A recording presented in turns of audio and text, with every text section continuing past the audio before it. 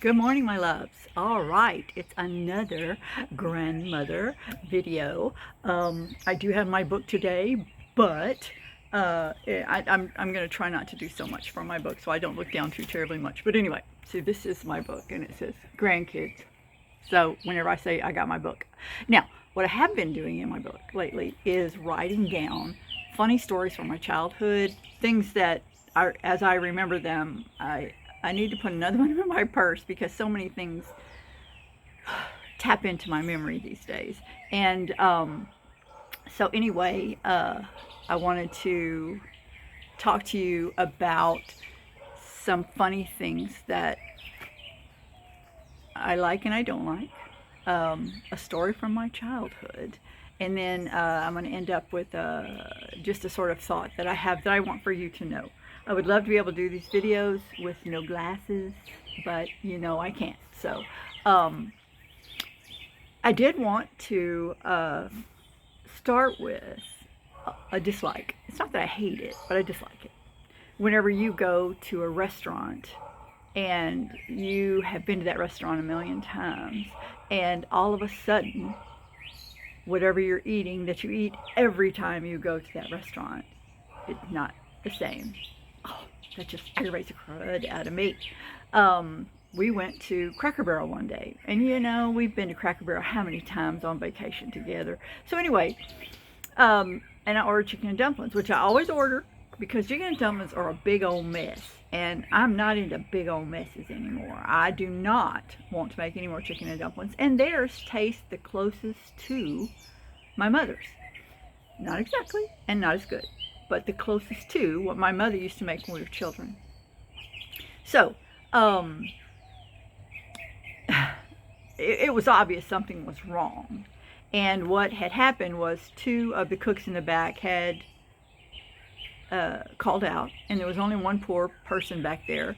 So usually, I guess, maybe they made the dumplings into dumplings in one pot and then moved them over into the pot that had the chicken with the stewy kind of stuff around it. You know, that kind of velvety sauce that goes with chicken and dumplings. And so, and I usually only order the dumplings, not the chicken and dumplings, but just the dumplings because my whole plate is vegetables. So it comes out and there's no silky sauce and there's just that chicken. I mean, there's a little tiny piece of chicken, it's just chicken. And I'm like, oh gosh. But I felt bad reporting it, so I just ate it. So I don't like that. I don't like it when it happens. I probably should tell people whenever I don't like something, because as Americans, we will not tell the people who have done the thing, but we'll tell everybody else. So we just really don't want, you know, I really don't want to be like that. I mean, I need to say, okay, this is no good. I don't like it. Give me something else. But then again, I don't want anybody spitting in my food either. So, it's that is something that I don't like. I do like pecan pie. I love pecan pie. And I love pecan pie that has like the gooey part that's really, really thick. And then the pecans on the top. Ooh, yes, sirree. Now, the old company that I used to work for, Specs, they had a great pecan pie, and it was just the perfect mix between gooey stuff and pecans. And it also had, at the time, they put Crown Royal in it, which really wasn't so evident once they had it, but it had that absolutely perfect blend of the two sensations that you want when you're going to eat pecan pie.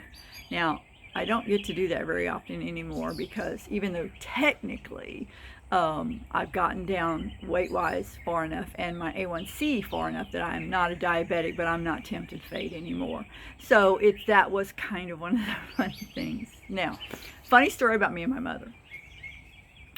I was in, I think it was the Girl Scouts, I think, but it might have been something else. I think at one time there was another one, and we always made something, and then they always try to teach us some sort of civic-minded thing. Most I don't remember, but anyway, this one time we were making a project that needed flowers, and at that time there were no silk flowers, or if there were, they were not in my realm of existence. So my mom took me to a cemetery, and she took me to Magnolia Cemetery, which is in Beaumont, Texas. And it's a lovely cemetery. It really, really is. It was at the time very well taken care of. My grandparents, my aunt, are buried there. Actually, there are a lot of people buried there that I am related to, but it is in one of the oldest parts of town, and probably not all that safe to go to these days. But it is a lovely cemetery. It actually has headstones, and some of the mausoleums are quite pretty. So she took me, and of course, now I wouldn't think anything about tromping through a cemetery, but at 9 years old, yeah, I was kind of thinking about it. So she said, now you just need to go over there and look through the trash can and see if there's any. They're plastic flowers, is what they were. And so she was going to take them home, and she was going to wash them, because my mom was a big washer, big washer, and she was going to take the mold off of them if there was mold. Because let's put it this way: if they're plastic flowers, you'd think that they last forever, but they faded in the sun, and they did not last forever, and they would mold because water would sit down in them. So anyway, I'm like, ugh. So I look at my mom like, oh gosh, but better than, as a good little Southern girl, to tell your mom, I'm not doing that. So I go over, and I got out of the car a little bit, and I said, well, what if I step on a grave? And she said, well, you're not doing a dance on it. She said, just put your foot back off of the grave. Because I didn't know how far I didn't know how big coffins were. I really hadn't been to any funerals at that time in my life. And so it was a very, really big learning experience. Now, Magnolia is a huge cemetery. And for some reason, we went to a whole bunch of the trash cans, which were in and about through the things. But I picked up the flowers, and was very careful to not step on anybody. I do remember this quite distinctly. I did think some of the tombstones were so beautiful, and some were so sad because they were babies. But it was a very it was a scary experience for a 9-year-old. But my mom just laughed at me and said, oh, go get the flowers. So anyway, and now I want to tell you another funeral story about your Uncle Brandon. So Scott, your grandfather's Aunt Therma, died, and she was just the nicest woman, just a lovely, lovely woman. And we were lucky enough at the time to live in California, in Lompoc at Keesler Air Force Base, and they were in Napa, California is where they were, right outside of Napa. I'm not sure if we went right to Napa, but anyway, so we get everybody together, and Brandon, at that point, Mac was not yet born, or he might have been born, but I think Brandon was only like 4. There's 2 years between each of between Brandon, Kaylin, and Mac. There's about 2 years difference, so I'm pretty sure Mac was a baby. And so we go to Therma's funeral, and we get there just in time to slip in the door, and Fawn, who is your grandfather's mother, your great-grandmother, and she grabs Brandon and Terry, and she marches them up that aisle, and she says, let's go see Aunt Therma. And they're like, okay. So they get up there, and we're in the back, and like I said, Kaylin is like 2, and Mac is a baby. And Brandon turns around, and he says, hey, this lady's dead. Excuse me. This lady's dead. And there was just a giggle that ran through the whole crowd. Now, this funeral was the very first time I'd really seen what I would have considered a celebration of life. in that everyone loved her so much. And of course, they were so sad that she was gone, but happy to tell the stories about her. And I've come to understand that that was a hilarious story in family history. But at the moment, it was kind of like holy moly. But it was pretty funny. And then after the funeral was over, and we went into the church hall and we had dinner, everybody said, "Oh, he was so cute. He was so cute." And I have a lot of stories like that about Brandon. So you're probably going to have a few more. He and Kaylin were my most out there children, and and just did a lot of crazy stuff. But that was really a pretty funny uh, story. Now, before I get into this other part, I want to tell you that Cadence was the most fun to dress. And I remember this because I was in Walmart. No, yeah, Walmart the other day, and all the crazy Easter dresses with the big frothy colors, and some were flowered, and some even looked like, oh, I don't know, little quinceanera dresses, and I just didn't have anybody to buy one for, and she would have worn that just like that. Not now, but she did back then, and it was more fun than a barrel of monkeys for me to take her to the store, because she she just loved everything bright and wonderful, and she was a lot of fun. Least fun, Jasmine, because she had some very, very strong thoughts on fashion, even as a 4-year-old. And I'll never forget the time that I took her to Old Navy, and I said, "Well, do you want these pants?" And she said, "Well, I want to try them on." And I'd never had a 4-year-old tell me that they wanted to try them on. And so we went to the dressing room and she tried them on.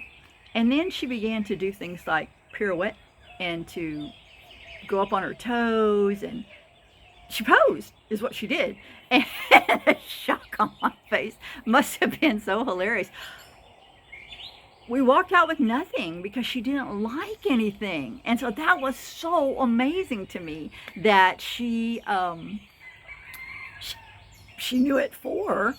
So from then on, it was up to her mother to buy her clothes. I mean, it just was not something I was going to be able to do for her.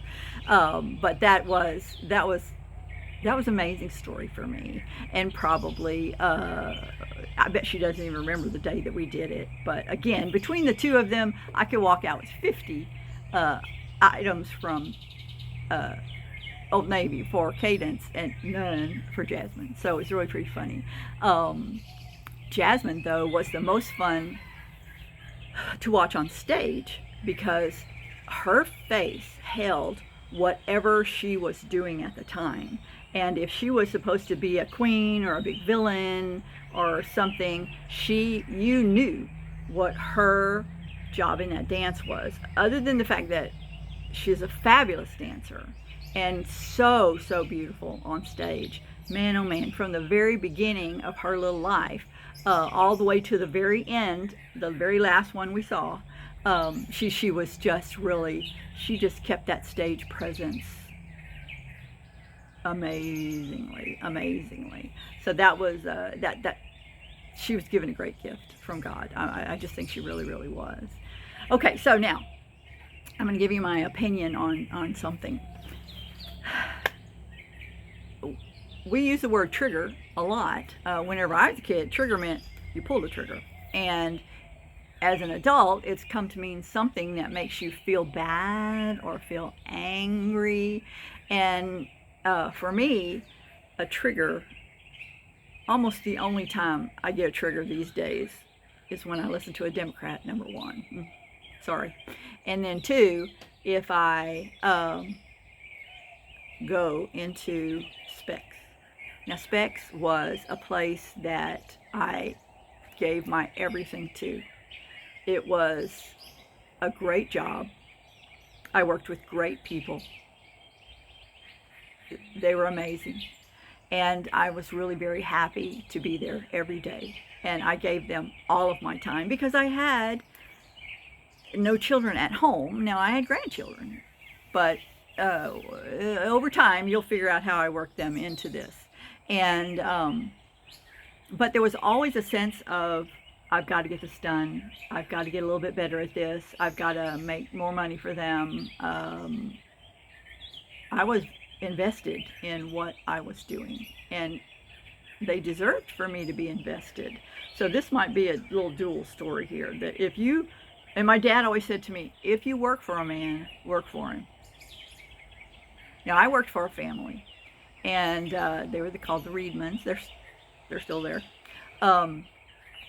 And they were very good at rewarding you if you did a good job. And I was determined to be a good employee.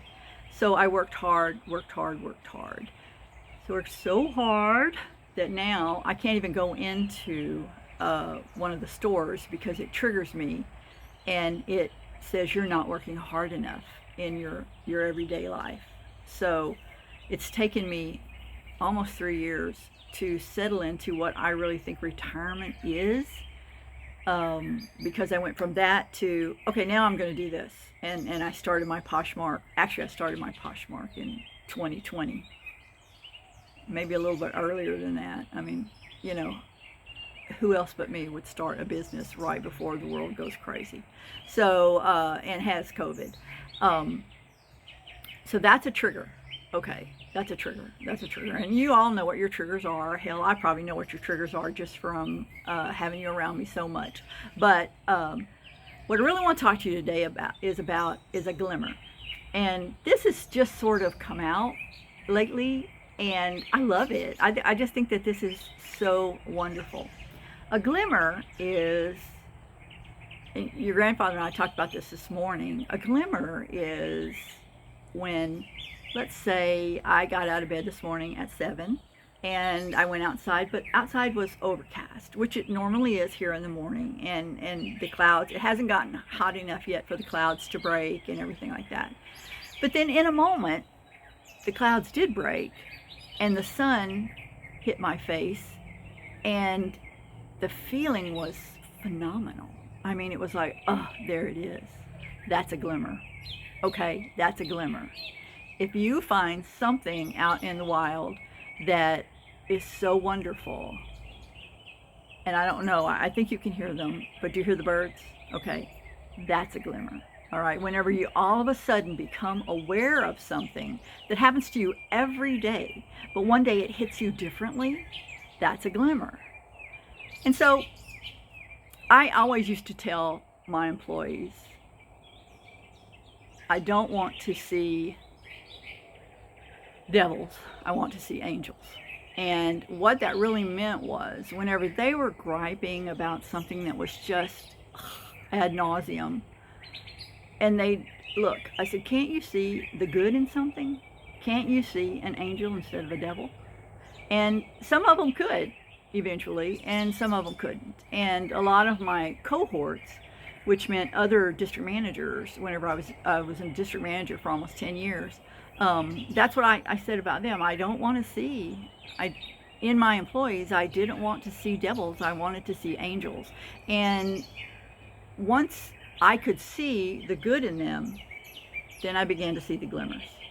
And I'm so thankful that I finally got a word for it. You know, whoever thinks these words up, I mean, glimmer is a word already, but whoever applies it to something like this, I think is awesome. Because I might never have thought of it myself. I probably never would have thought of it myself. I think that's great. I love that.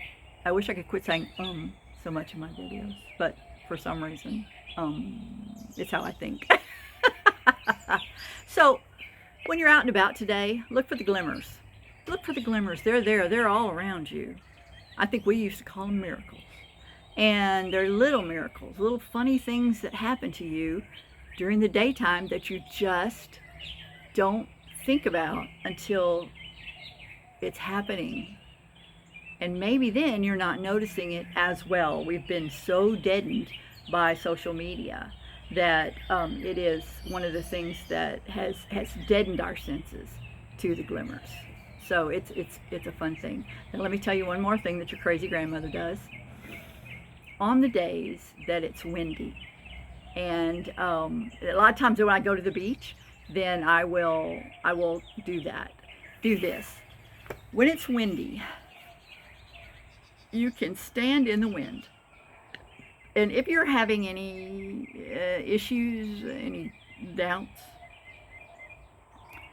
you try to place that someplace on your body. Now, let's say I'm doubting my memory, so I'm going to place the wind here. And basically, what I do is I envision myself with blocks, like a Tetris thing, like that, blocks.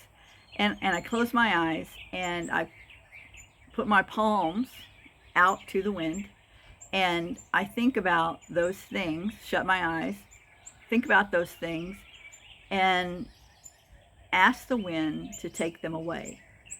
So it's one of those things where in my mind I can see the block that I have given to one of my problems and watch it go through and clear out. And so that block basically became a block in my head you could see through. All right. I mean, it sounds crazy whenever I'm explaining it to you, but it is wonderful. And the thing about it is breezes, anything like that can do that to you if you let it. When we go to New Orleans, there are a lot of winds that come off the Mississippi. And I just love it whenever we're closer over by the water, and basically separating myself into what looks like a grid of paper. Now it's so simple, so easy. And I mean, it's not any different than taking a piece of paper and crumpling it up and throwing it in the trash to get rid of what is written on that paper that is giving you a problem, or burning the paper. And but it is something that helps you to get through, and that's so important. That's so important that you learn these little tricks, learning to look at a glimmer instead of a trigger, learning to enjoy your own life again, enjoying just the little things in life that are helpful to you, So I love you more than anything else in the world. I will always love you, and you know that. Until the next time.